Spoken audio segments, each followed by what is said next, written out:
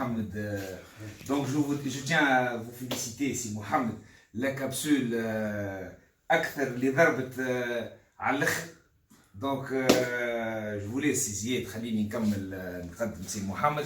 Donc شنو البارتي توا باش نقدموا تفضل. Donc maintenant c'est la suite en fait de la première capsule. La deuxième capsule, on va entamer les techniques de résolution des PE et surtout la méthode matricielle. Donc voilà.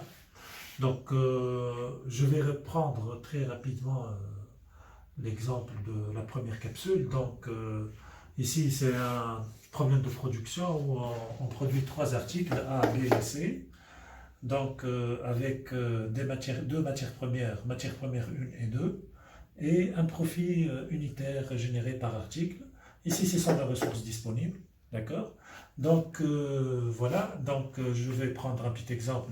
La production d'une unité de B, par exemple, nécessite 2 kg de matière première 1, 2 kg de matière première 2, et ça génère un profit unitaire de 9 dinars. Donc les ressources disponibles pour les 3 articles, c'est 9 kg et 15 kg. Donc on a formulé ce PE, ce problème de production, comme étant un programme linéaire. Donc on cherche à maximiser le profit, bien sûr. Donc x1 plus 9x2 plus x3, donc c'est les profits unitaires des 3 articles. La première contrainte, en fait, traduit la disponibilité de la première ressource. Donc ici, on a la ressource disponible est 9. Donc l'utilisation, la consommation des ressources doit être inférieure ou égale à la disponibilité.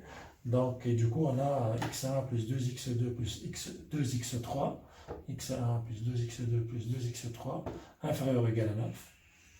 La deuxième contrainte également, c'est la même chose, elle traduit la disponibilité de la deuxième ressource. Donc on a 3x1 plus 2x2 plus 2x3 inférieur ou égal à 15.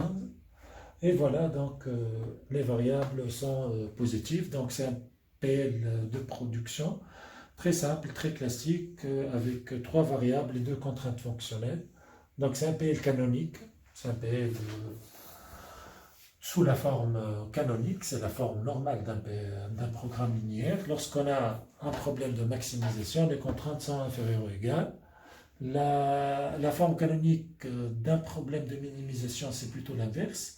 Donc, lorsque les contraintes sont de type supérieur ou égal. Donc, voilà, pour résoudre donc, ce programme linéaire, donc on va, la première étape, comme on l'a dit l'autre fois, donc on le met sous la forme standard, donc en ajoutant des variables d'écart, d'accord? Donc, ces variables d'écart ont pour rôle d'écrire le programme linéaire sous forme d'égalité. Et la variable d'écart traduit la consommation de la ressource, ou bien la quantité de ressources qui est encore disponible. Donc les variables d'écart n'ont pas d'impact sur la fonction objectif, les coefficients sont toujours nuls, ici, plus 0 fois 1, plus 0 fois 2. Donc ici, voilà, donc on a le problème sous la forme standard. Donc pour résoudre, donc pour avoir le premier tableau de simplex, donc il faut annuler toutes les variables principales, c'est les variables de décision, comme x1, x2 et x3, et tirer la valeur des variables d'écart. Donc si j'annule, c'est-à-dire je ne produis rien, j'annule toutes les variables, les 3 variables, donc j'aurai E1 égale à 9 et E2 égale à 15. Donc ça sera E1 et E2 les variables de base initiales. Donc, et la solution réalisable de base, c'est E1 égale à 9, E2 égale à 15 et les x1, x2, x3 sont nuls. Donc voilà, donc ça c'est le programme sous la forme standard et la solution réalisable de base initiale. Donc le premier tableau va se présenter de cette manière-là. Donc on a les deux variables E1 et E2, d'accord? Deux variables E1, E2. Donc ça c'est la base, E1, E2. Donc E1 égale à 9, E2 égale à 15, d'accord? Voilà, donc E1 égale à 9, E2 égale à 15, ce sont les variables de base. Ici, c'est la matrice, en fait, c'est la matrice de la forme standard. Donc, pour x1, par exemple, c'est 1 et 3. Donc, 1, 3. Pour x2, les coefficients sont 2 et 2 dans les contraintes. Pour x3, c'est 2, 2 également. Pour E1, c'est 1, 0. Et pour E2, c'est 0, 1. Voilà, donc on va retrouver les coefficients 1, 3, 2, 2, 2, 2, 1, 0, 0, 1. Quantité 9, 15. D'accord? Donc ici, les coefficients dans la fonction objectif, donc on va les mettre ici. 1, 9, 1, 0, 0. Donc en fait, c'est les coefficients. Donc 1, 9, 1, 0, 0.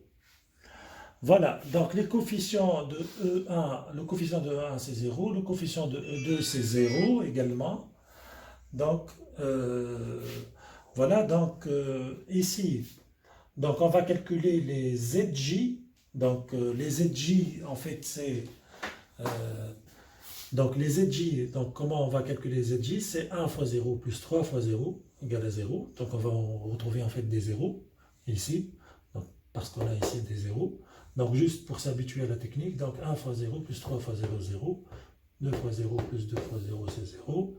2 fois 0 plus 2 fois 0, c'est 0. 1 fois 0, 0 fois 0, c'est 0. Voilà, donc on a toute la ligne qui est nulle. Donc les delta J maintenant c'est l'impact sur la fonction objectif, c'est CJ moins ZJ, je fais 1 moins 0 égale à 1, 9 moins 0 égale à 9, 1 moins 0 égale à 1, 0 moins 0 égale à 0 et 0 moins 0 égale à 0. Voilà, donc ça c'est le premier tableau. Donc pour passer au deuxième tableau, donc la variable entrante sera la variable qui a le plus grand delta J positif, donc ici c'est 9. Et la variable sortante, donc on va diviser les quantités sur la colonne pivot. Donc je vais mettre 9 sur 2, 15 sur 2.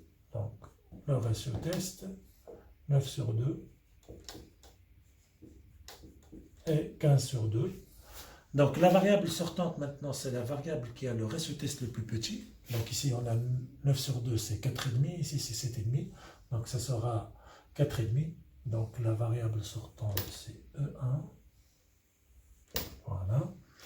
Et donc ici c'est la ligne pivot. Donc on l'appelle LP, ligne pivot. Et ici c'est une ligne quelconque. D'accord? Donc il faut bien marquer les lignes pour effectuer l'itération d'un tableau à un autre. L'intersection entre la ligne et la colonne nous donne ce de là, qui est le nombre pivot. Donc voilà. Donc maintenant,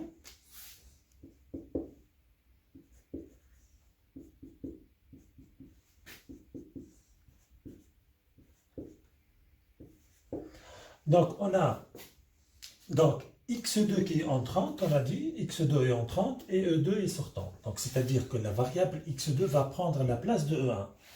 Donc ici la base va devenir donc x2 E2. D'accord? Voilà. Donc x2 et E2, donc on a la variable x2 qui est entrée dans la base, et pour qu'elle devienne une variable de base, donc il faut que, comme on l'a dit l'autre fois, il faut avoir 1 et 0. Donc il faut avoir 1 dans l'intersection et 0 ailleurs, au lieu de 2 et 2. Donc ici la colonne de x2 était 2, 2. Donc il faut faire des transformations pour avoir 1 et 0 au lieu de 2 et 2. Donc pour que x2 devienne une variable de base. Donc pour ce faire, on va transformer toute la ligne pivot et la ligne quelconque. D'accord? Donc en fait, dans l'ordre, ça c'est la ligne pivot. Donc on va la transformer, ça va devenir transformé de la ligne pivot. T c'est transformé. Et ça c'est une ligne quelconque, la deuxième ligne c'est une ligne quelconque. Donc ça va devenir TL. Donc d'une manière générale, la méthode de simplex, en fait, il y a deux formules à retenir qui sont faciles. Donc la transformée de la ligne pivot, c'est la ligne pivot sur le nombre pivot. Donc ici, le nombre pivot, c'est, on a dit, c'est 2. D'accord? Et transformée de la ligne, donc d'une manière générale, c'est la ligne moins un coefficient fois transformée de la ligne pivot. Donc ce coefficient, en fait, c'est le 2 qu'on veut transformer en 0. Donc en fait, c'est très facile. Donc il suffit de retenir ces deux formules-là pour comme première étape, et puis on s'habitue, on peut faire directement les calculs. Donc, il y a deux coefficients dans les deux formules. Le nombre pivot, c'est simple, c'est l'intersection entre la ligne et la colonne. Et l'autre coefficient, en fait, c'est le coefficient qui est au-dessous ou bien au-dessus de 2 du nombre pivot. Donc ici, dans notre cas, c'est 2. D'accord? Donc on va le retrouver dans la deuxième formule. Donc ces 2 et 2, en fait, proviennent de ce vecteur-là. Voilà. Donc maintenant, reste à faire les calculs, la transformation de toute la ligne. Donc transformer de la ligne pivot, c'est ligne pivot sur 2. On va diviser toute la ligne sur 2. Donc ici, on aura 1 sur 2. 2 sur 2, c'est 1. 2 sur 2, c'est 1. 1 sur 2, c'est 1 demi. 0 sur 2, c'est 1 0. Et 9 sur 2, c'est 9 sur 2. Voilà. Transformer de la ligne, c'est L moins 2 fois TLP. Donc ici, il faut faire un peu attention. Donc, puisqu'on a marqué les lignes, donc on va s'en sortir très rapidement. Donc L moins 2 TLP. Donc ça, c'est L. Ça, c'est la ligne. Donc on va faire L moins 2 fois TLP qu'on vient de calculer égale à TL. Donc je répète, L moins 2 fois TLP égale à TL. Donc 1 par 1, 3 moins 2 fois 1 demi, donc ça fait 3 moins 1, ça fait 2. 2 moins 2 fois 1, 2 moins 2 c'est 0. Voilà. 2 moins 2 fois 1, donc ça fait 2 moins 2 c'est 0 également. 0 moins 2 fois 1 demi, c'est 0 moins 1, c'est moins 1. 1 moins 2 fois 0, c'est 1. D'accord? Et 15 moins 2 fois 9 sur 2, c'est 15 moins 9, c'est 6. D'accord? Donc, il suffit maintenant de compléter le tableau. Donc, il faut mettre ici juste les coefficients. Donc, on a 1 à 9, ça ne change pas. Ici, la base, puisqu'elle a changé, donc les coefficients ici, ça change. x2, le coefficient de x2, c'est 9. Et le coefficient de E2, dans la fonction objectif, c'est 0. Donc, maintenant, je calcule zj et ΔJ. Donc, ça sera, comme d'habitude, 1 demi fois 9 plus 2 fois 0. Donc 1 demi fois 9 plus 2 fois 0, ça fait 9 sur 2. 9 sur 2. D'accord? Donc en fait la deuxième ligne, hein, puisqu'on a un 0 ici, on va avoir le 0. Donc 1 fois 9 plus 0 fois 0, ça fait 9. 1 fois 9 plus 0 fois 0, ça fait 9 également. Ici, 1 demi fois 9 plus moins 1 fois 0, c'est 9 sur 2. Et ici, 0 fois 9 plus 0 fois 1, ça fait 1, 0. Donc, ΔJ, il faut suffit de faire la soustraction maintenant. Donc, 1 moins 9 sur 2. Donc, ça fait... Donc, 2 sur 2, moins 9 sur 2, ça fait moins 7 sur 2. D'accord? Donc, 9 moins 9, c'est un 0. 1 moins 9, c'est moins 8. 0 moins 9 sur 2, moins 9 sur 2. Et 0 moins 0, c'est un 0. Voilà. Donc, qu'est-ce qu'on remarque ici? On remarque que les ΔJ, tous les ΔJ sont négatifs en nul, d'accord? Et puisque les ΔJ sont négatifs en nul, c'est-à-dire que l'optimum est atteint pour ce PL. Donc, on a la chance d'aboutir à la solution optimale en une seule itération. Donc, d'habitude, il faut au moins 2, mais donc ici, en une seule itération, on a trouvé la solution optimale. Et donc, on a la solution optimale, donc tous les ΔJ, donc on peut noter, tous les ΔJ sont négatifs, donc c'est l'optimum est atteint. Donc la solution optimale, donc ici tous les ΔJ sont négatifs, l'optimum est atteint dans un problème max. Ici on avait un problème nul, il faut avoir tous les ΔJ sont positifs ou nuls, d'accord? Voilà. Donc l'optimum est atteint. Maintenant, comment on lit, comment on dégage la solution optimale à partir du tableau? C'est très simple. Il suffit d'aller ici à la base. Ça, c'est la base. Donc ça, c'est les variables de base. Et je lis x2 égale à 9 sur 2. x2 égale à 9 sur 2. Donc je mets x2 étoile pour indiquer que c'est la solution optimale. E2 égale à 6 sur la quantité. E2 égale à 6. E2 étoile égale à 6. Pour les autres variables, c'est des variables qui n'existent pas dans la base, donc automatiquement c'est des variables nulles. Toutes les variables hors base sont nulles.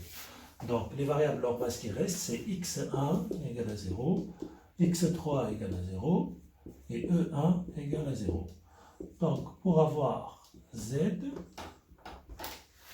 Donc Z, il suffit de remplacer. Donc je peux remplacer ici par exemple. Donc on a 0 ici. 0 plus 9 fois 9 sur 2 plus 1 fois 0 plus les zéros des variables d'écart. Donc ça sera 9 fois 9 sur 2, c'est 81 sur 2, c'est 40,5. Donc Z égale 40,5, il suffit de remplacer dans la fonction objectif. Voilà. Donc voilà, donc ça c'est une résolution d'un programme linéaire. Donc l'interprétation maintenant, elle est importante.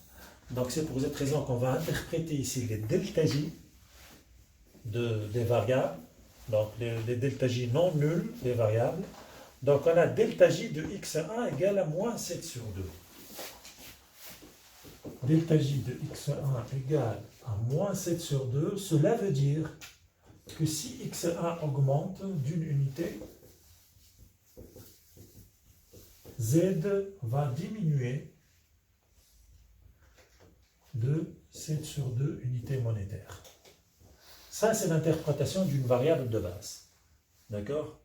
Maintenant, on va donc interpréter la deuxième variable de décision qui est x3. Delta J de x3, c'est égal à moins 8 dans le dernier tableau. Donc cela veut dire que si x3 augmente d'une unité, Z va diminuer de 8 unités monétaires. D'accord? Ça, c'est l'interprétation des delta J des variables de décision. Donc maintenant, on va interpréter les delta J des variables d'écart. Delta J de E1 égale à moins 9 sur 2. Donc, en fait, l'interprétation des variables d'écart diffère de l'interprétation des variables de décision, parce que l'écart renvoie à la ressource. D'accord? Et ici, on est bien d'accord que E1 égale à 0. E1 égale à 0, c'est-à-dire qu'on a utilisé toute la première ressource. D'accord? E1 égale à 0, c'est-à-dire qu'on a puisé toute la ressource et il ne reste aucune unité disponible. Donc, si on se procure une unité, si E1 augmente d'une unité, c'est-à-dire si on a une unité supplémentaire de la ressource 1. Maintenant, Z va augmenter de 9 sur 2. D'accord? Et ça, c'est la différence entre l'interprétation des delta J des variables de décision et les delta J des variables d'écart. Delta J, d'une manière générale, mesure l'impact sur la fonction objectif, mais pour les variables de décision, c'est un impact. Si la variable augmente, le profit diminue, mais pour l'écart ici, si la variable augmente, le profit augmente. Pourquoi? Parce que la ressource n'est pas disponible, E1 égale à 0, d'accord? Si on se procure E1, Z va augmenter de 9 sur 2, d'accord? Donc 9 sur 2, ça sera la valeur marginale de cette ressource, la valeur marginale d'une unité de la ressource 1.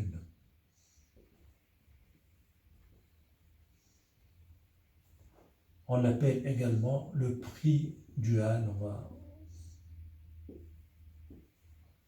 C'est le prix maximum qu'on est disposé à payer pour se procurer cette unité supplémentaire de la ressource 1, la matière première 1. Donc voilà. Donc, le delta J de la variable d'écart, c'est en fait la valeur marginale d'une unité de la ressource. Delta J maintenant de E2 est nul. Delta J de E2 dans le tableau ici, c'est nul. C'est normal, c'est nul. C'est-à-dire, si E2 augmente d'une unité, si on se procure une unité supplémentaire de la ressource 2, Z reste inchangé. L'impact est nul. Et ceci est évident. Pourquoi? Parce que la valeur de la ressource E2 égale à 6. C'est-à-dire qu'on a 6 unités qui sont encore disponibles à l'optimum. Donc, on n'a pas intérêt à chercher d'autres unités. C'est pour cette raison, si on cherche une autre unité, si on achète une autre unité, le profit sera nul. Par contre, dans la première ressource, la valeur marginale était 9 sur 2, donc, et la valeur de la variable était égale à 0, donc on n'avait pas cette ressource-là. Si on se procure une unité de la ressource, le profit augmente de 9 sur 2. Donc il faut bien distinguer l'interprétation des delta J des variables de décision et celle des variables d'écart. Voilà. Donc ça c'est une résolution complète d'un programme linéaire qui est très simple. Donc un problème de production, 3 variables, 2 contraintes, une seule itération avec l'interprétation qui est intéressante des delta J. Voilà. Donc maintenant on va essayer d'utiliser la méthode matricielle pour résoudre ce type de PL. Donc la méthode matricielle, donc en fait le tableau optimal, chaque tableau optimal peut s'écrire de cette manière-là. Donc XP c'est les variables principales, c'est les variables de décision, X1 c'est-à-dire X1, X2, X3. XE c'est les variables d'écart, ici dans notre cas c'est E1 et E2, d'accord? Donc la forme ici du tableau optimal se présente de cette manière. Donc on a XI, c'est les variables qui existent dans la base optimale, d'accord? Dans notre cas, c'est X2 et E2 dans ce tableau-là, c'est X2 et E2. Donc voilà, c'est X2 et E2. Donc le tableau se présente de cette manière. AI-1 fois AP, AI-1 fois AE et AI-1 fois B. Voilà, donc on va commencer par AP, la matrice des variables principales, et AE. Donc en fait c'est facile. AP c'est la matrice des variables principales, c'est les variables de décision, d'accord? Donc les coefficients des variables de décision sont les mêmes. Pour X1, dans la forme standard, c'est 1, 3, 2, 2, 2, 2. Pour X1, X2 et X3. Pour AE, c'est la matrice des variables d'écart. Donc E1, elle prend 1, 0, et E2 prend 0, 1. D'accord? B, c'est le vecteur des seconds membres, c'est 9 et 15. D'accord? Donc ça, on peut l'écrire directement à partir de la forme standard du programme linéaire. D'accord? Donc ce qu'on doit avoir comme information, c'est quelles sont les variables qui existent dans la base optimale. Donc, si on a cette information-là, ça c'est l'information sine qua non, ça c'est l'information, c'est la condition sine qua non pour aboutir donc, au tableau optimal directement. Si on a cette information-là, on peut utiliser la méthode matricielle.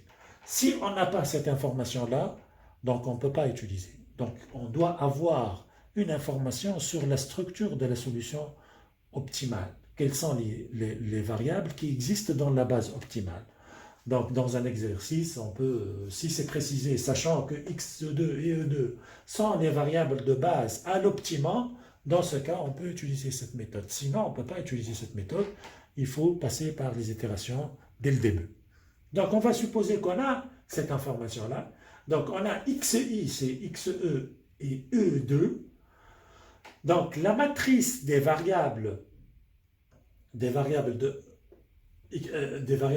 base à l'optimum, c'est AI.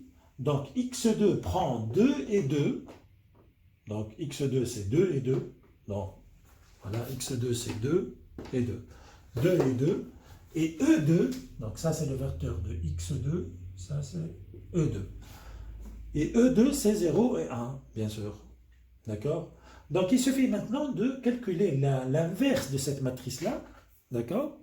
Donc, on calcule l'inverse de la matrice, puis on la multiplie fois AP, on le multiplie fois AE, on le multiplie fois B. Donc, et on obtient tout le tableau optimal. Voilà, donc l'inverse d'une matrice, d'une manière générale, donc ça c'est une formule mathématique, A moins 1, c'est 1 sur déterminant de A, fois la transposée de la comatrice. D'accord? Donc, le déterminant de A ici, est simple, il suffit de prendre la matrice, la mettre entre deux barres et faire le produit des diagonales. Donc 2 fois 1 moins 2 fois 0. Donc ça fait 2. Donc le déterminant égale à 2. D'accord? Donc il reste maintenant la comatrice. puis on va faire la transposée de la comatrice. La comatrice est simple. Voilà. Donc ça c'est AI. Donc pour avoir la comatrice de AI, donc il suffit de... Donc on prend cet élément-là, par exemple, pour avoir cet élément, je barre la ligne et la colonne. Si je barre la ligne et la colonne, ça reste 1, je mets 1 ici. Pour avoir ça, donc je barre la ligne, on est ici, je barre la ligne et la colonne, il reste 2, je le mets ici. Pour avoir celui-là, je barre la ligne et la colonne, il reste 0. Pour avoir cet élément-là, je barre la ligne et la colonne, il reste 2, je le mets ici. Puis je mets 2 sur la diagonale 1 plus, et puis par l'alternance, plus, moins, plus, moins. Donc plus, plus sur la diagonale, si on avait 3, c'est toujours un plus sur la diagonale. Et par l'alternance, plus, moins. Donc ici c'est un moins, c'est la même chose. Et puis, donc ça c'est la comatrice. Et donc il suffit de barrer la ligne et la colonne de chaque élément de la matrice, et ce qui reste, on le met. Voilà, donc la transposée de la comatrice, maintenant, il suffit de transformer la ligne en colonne. Donc ici, 1, 0 devient 1, 0 en ligne, et moins 2, 2 devient moins 2, 2 en ligne également. D'accord? Voilà, donc on a le déterminant, la transposée de la comatrice. Donc pour avoir le AI moins 1, donc il suffit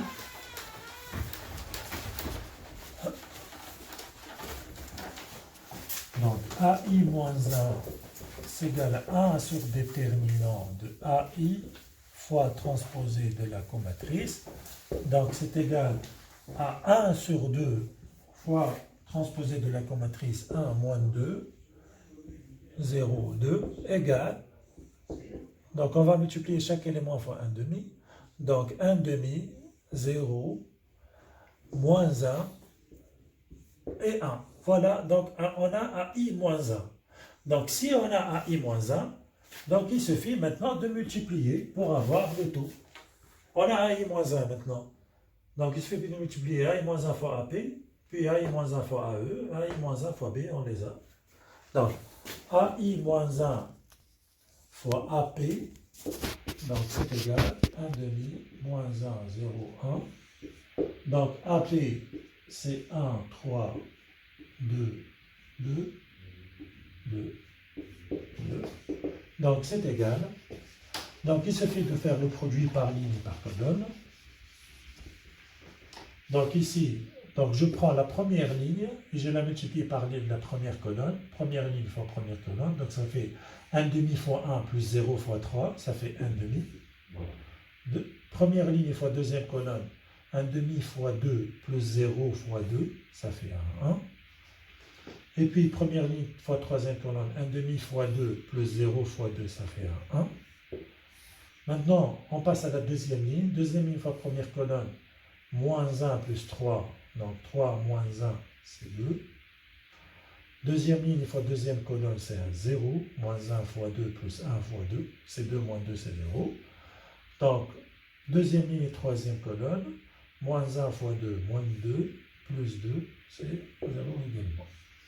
D'accord? Voilà. Donc, maintenant, on va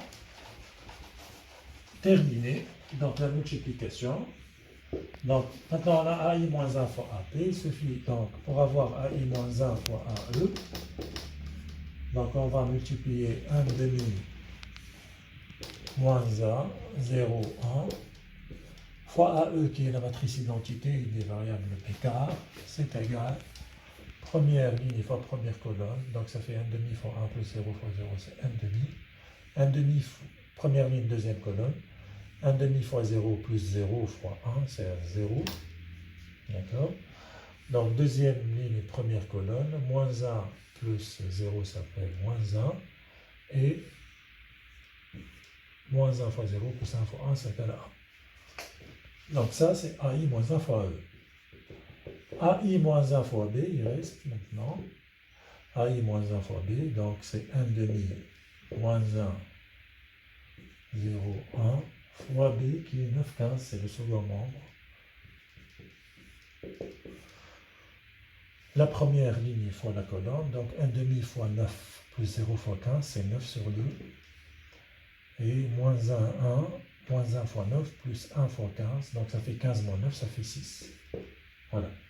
Donc maintenant, on peut retrouver le tableau. On peut dresser le tableau. D'accord. On peut dresser le tableau de simplex directement.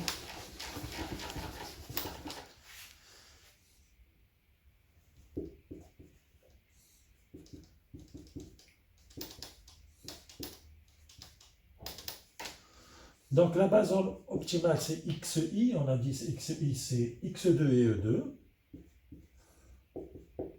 Ça c'est le vecteur c'est la ligne, c'est le vecteur ligne des coefficients de la fonction objective, ça ne change pas. D'accord. Ici on a un 9, ici on a un 0, d'accord. Cette partie-là, on a dit c'est AI-1 fois AP qu'on a calculé. AI-1 fois AP qu'on a calculé, donc je vais la mettre ici. Donc 1 demi, 2, 1, 0, 1, 0. Cette partie-là, c'est AI-1 fois AE qu'on vient de calculer. AI-1 fois AE. C'est celle-là. Donc 1 demi, moins 1, 0, 1. Et ici, c'est AI-1 fois B. AI-1 fois B, c'est 9 sur 2 et 6.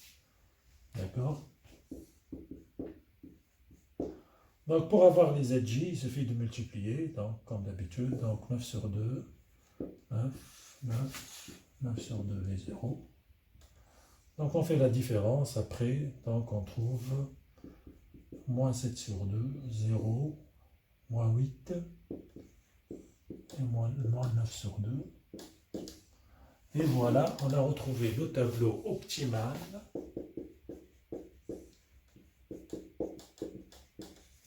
de ce programme linéaire directement en appliquant la méthode matricielle, mais il faut bien préciser avec une information qui est très importante des variables de la structure de la base optimale. Donc on a cette information-là, on peut appliquer la méthode matricielle et déterminer directement le tableau optimal sans passer par les itérations de la méthode de simplex.